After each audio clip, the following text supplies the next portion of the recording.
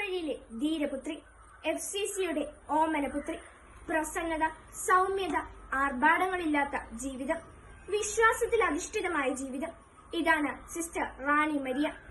എറണാകുളം അതിരൂപതയിലെ പുല്ലുവഴി ഇടവകയിലെ പൈലി ഏലീഷ ദമ്പതികളുടെ ദ്വിതീയ സന്താനമായി 1954 ജനുവരി 29 മേരിക്കുഞ്ഞ് ജനിച്ചു. ജ്ഞാനത്തിലും പ്രായത്തിലും വളർന്നു വന്ന മേരിക്കുഞ്ഞ് ഒരു മാതൃഭക്തിയായിരുന്നു.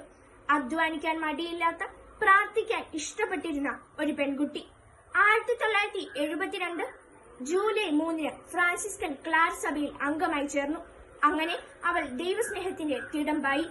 1975 ജൂലൈ 9 ബിജിനോ രൂപതയിൽ മിഷൻ പ്രവർത്തനം ആരംഭിച്ചു. അവൾ പാവങ്ങളുടെ സങ്കടങ്ങളിലേക്ക്, ആകുലതകളിലേക്ക്, മുറിവുകളിലേക്ക് കടന്നു ചെന്ന് കരുതലിന്റെയും കരുണയുടെയും തൈലം പുരട്ടി. അവളുടെ പ്രവർത്തികൾ കണ്ട് കലിപൂണ്ട ഒരു ജന്മി സമാന്തർ സിംഗ് എന്ന വാടക കുലയാളിയെ ഏർപ്പെടുത്തി.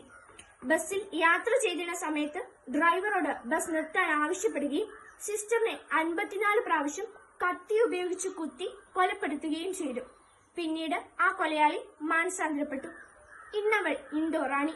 1995 ഫെബ്രുവരി 25 പാവങ്ങൾക്ക് വേണ്ടി അവൾ മരിച്ചു.